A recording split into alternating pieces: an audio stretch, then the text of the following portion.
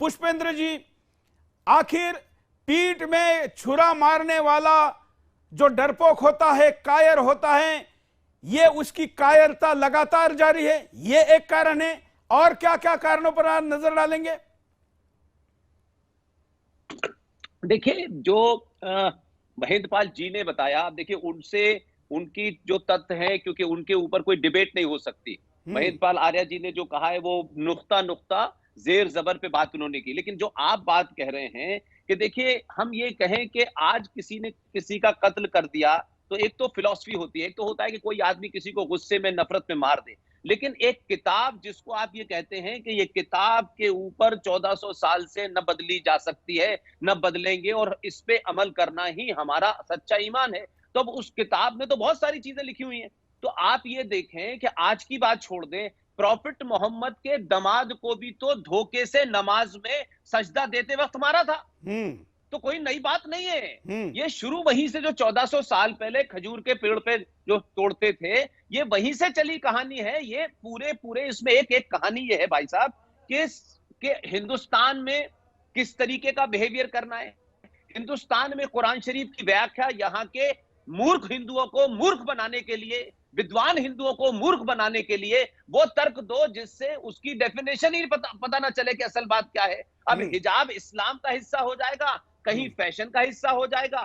तो तरह तरह से अलग अलग जो सिचुएशन होती है वहां ये उस तरीके से इस्लाम को और कुरान को डिफाइन करते हैं। बट मेरा सवाल और जो महेंद्रपाल जी का सवाल है कि आप लड़ेंगे कैसे। देखिए दो चीजें होती हैं, एक होता है कानून। कानून, सरकार, संविधान, ये किसी भी सभ्य समाज के लिए होता है।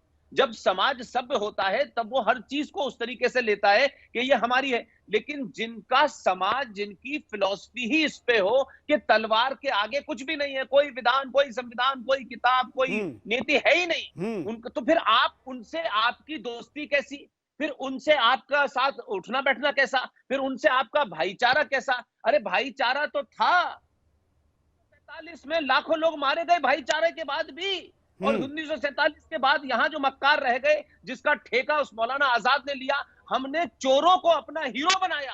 मौलाना आजाद इस देश के अंदर गजवाए हिंद का सबसे बड़ा पैरोकार था, लेकिन उसके नाम से तो हम अवार्ड देते हैं, भारत रत्न देते हैं। तो हमारी राजनीतिक शक्तियों ने, जिन्हें शत्रु का बोध नहीं है, और जिन्हें शत्रु का बोध नहीं है, वो ये समझती हैं कि हम शत्रु से हर बात का अनुमोदन करें या नहीं। आज भी हमने देखा कि हर किसी बात पे हम ये चाहते हैं कि मुसलमान इस पे मोहर लगा दे तो फिर तो ठीक है, फिर हमें उनसे एक सर्टिफिकेट मिल जाएगा।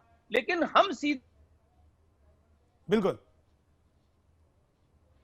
आप सुप्रीम कोर्ट को देखिए। सुप्रीम कोर्ट में एक हिजाब के ऊपर किसी हाई कोर्ट में हिजाब ने कहा कि कुरान शरीफ को लाओ, लेकिन यही इलाहाबाद जो भी हाई कोर्ट है, इसने नहीं पूछा कि इसी कुरान में 24 आयतों का जिक्र बार बार किया, और 1986 के अंदर जस्टिस लोहात ने कहा कि जब तक ये आयतें रहेंगी दुनिया के किसी कोने में पीस नहीं हो सकती, क्योंकि ये अपने न मानने वालों को मारते हैं। तो हमारे यहाँ की कोर्ट ने उसको कुरान शरीफ को तब नहीं मंगाया, लेकिन हिजाब पे फौरन मंगा लिया। ये भी हमारी अदालतों का पाखंड है कि वो सबरीमला पे प्रोएक्टिव हो जाते हैं, लेकिन 24 आयतों पे उनकी जान निकल जाती है। वो हिंदुत्व की परिभाषा देते हैं, लेकिन इस्लाम की परिभाषा नहीं देते। वो हिजाब के ऊपर कुरान शरीफ को मंगाते हैं। तो पूरी व्यवस्था को पंगु बना दिया है, और तलवार के जोर पे इस देश के अंदर कोई कोर्ट, कोई कचहरी काम ही नहीं कर पा रही है। इसलिए हम ये चाहते हैं कि किसी तरीके से बस वो मान जाएं, और हिंदुओं के जो ठेकेदार हैं वो भी हमको तरह तरह के पाठ पढ़ाते रहते हैं कि अब तो हिजाब जो है हमारी संस्कृति का हिस्सा है, इस पे विरोध नहीं करना चाहिए। तो फिर कल नमाज भी उनके इसका हिस्सा है। इस्लाम के जो 5 फंडामेंटल है उसमें नमाज है। कल वो कहेंगे हम क्लास में नमाज पढ़ेंगे, भाई हमारे इस्लाम का हिस्सा है। तो फिर क्या कोर्ट कहेगा कि कुरान शरीफ के? तो ये हमने एक पंडोरा बॉक्स खोला है। लेकिन मैं फिर कहूंगा, आप किसी सरकार के नुमाइंदे नहीं है, महेंद्र आर्या जी किसी सरकार के नुमाइंदे नहीं है। आज इस देश में जो भी कुछ थोड़ी बहुत जागृति हो रही है वो इस कारण से क्योंकि समाज उससे दुखी है। सरकारें दुखी नहीं है, व्यवस्था के लोग दुखी नहीं है, लेकिन समाज दुखी है। तो समाज को एकत्र होना होगा, समाज को ये ठेका लेना होगा कि भाई हमें तय करना है। और आप ये कहें कि कोई आपको तलवार से मारेगा, हम गुलाब का फूल देके उसका दिल जीतेंगे, तो इस देश में दुनिया में कोई नहीं जीत पाया उनका दिल। फ्रांस से लेके पूरी दुनिया में नंगा नाच किया। इसलिए तलवार का जवाब तलवार से देना होगा। इसलिए भड़काऊ भाषण के ऊपर जब अदालतें एक्टिव होती हैं तो उन अदालतों को अपने गिरेबान में यह भी झांकना हो चाहिए कि इस देश में खुलेआम कत्लों की जो है अनाउंसमेंट किया जाता है, तब कोई सुओ मोटो नहीं लेता, तब एटीएस बनाती है, उसके बाद भी कोई नहीं लेता। तो ये वो जानते हैं कि उस जोर से सरकारें और सत्ताएं व्यवस्थाएं इस देश की नहीं चलती।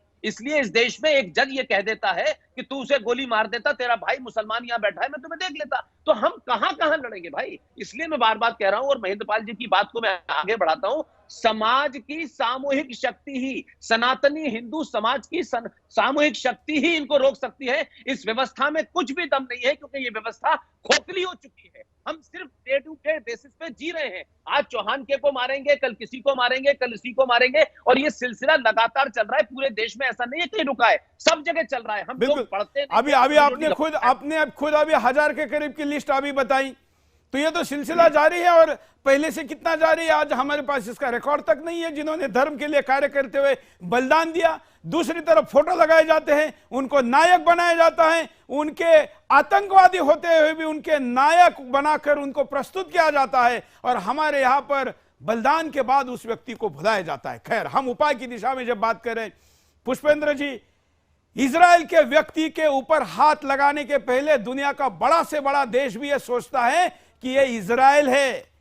क्या हिंदू समाज प्रतिशोध लेने वाला अपना जो चरित्र था हमारे नायकों का, हमारे बड़े बड़े महावीरों का, उसको क्यों नहीं पुनर्स्थापित कर सकता कि अगर एक को हाथ लगाओगे तो उसका बदला 10 में लेना पड़ेगा? लेंगे, कुछ ऐसे उदाहरण होंगे तो उसका परिणाम दिखेगा। देखिए सुरेश भाई, मैं फिर आप वही मेरी ही बात कह रहे हैं कि 95 लाख पॉपुलेशन का एक देश है इजराइल। जब हम इजराइल की बात करते हैं, तो जब सनातनी हिंदू इजराइल का नाम लेते हैं तो कहते हैं हमें इजराइल होना चाहिए। अरे भाई, इजराइल की सरकार इंपॉर्टेंट नहीं है। इजराइल का एक एक इजरायली अपने देश, अपने धर्म के लिए जान देता है। बिल्कुल। हमारे यहाँ सनातनी हिंदू खासतौर से उसके एक अंदर एक ऐसी कायरता घुम गई है कि वो कहता है सरकार करेगी, कानून बना दो, अब इस पे कानून बना दो, अब उस पे कानून बना दो।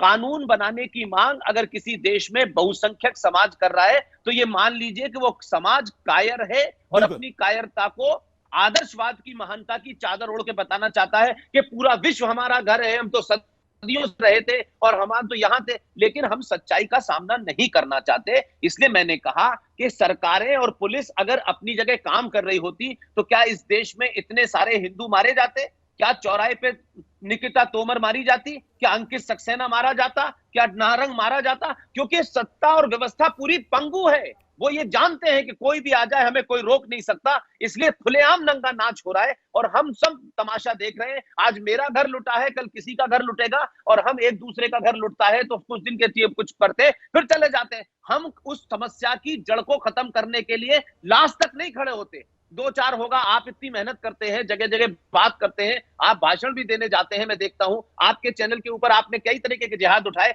लेकिन कुल मिलाकर के उसको अपनी परिणति तक नहीं पहुंचता, क्योंकि समाज सुनता है, सो जाता है, खत्म हो जाता है। वो 24 आवर 1400 साल पहले से इसी गजवाए हिंद नहीं, पूरी दुनिया को कस्बाए बनाने में लगे हैं, लेकिन हम अपना घर नहीं बचाने में लगे हैं। हमको लगता है उनका साथ जीतो, उनका विश्वास जीतो, उन्हें अपना घर बनाओ, कोई घर वापसी में लगा हुआ है। ये सारे कायरता के प्रकल्प हैं। जिस दिन आप घर वापसी करने की बात करते हैं, 4 महिलाओं को ला करके आप शादी कर लेंगे, ये बंद हो जाता है। भारत के राष्ट्रीय खेल की नीति है attack is the best defence, और भारत की नीति कुछ और है। इसलिए नीति बदलनी पड़ेगी, समाज को बदलनी पड़ेगी। सरकारों के भरोसे कोई देश नहीं चलता है।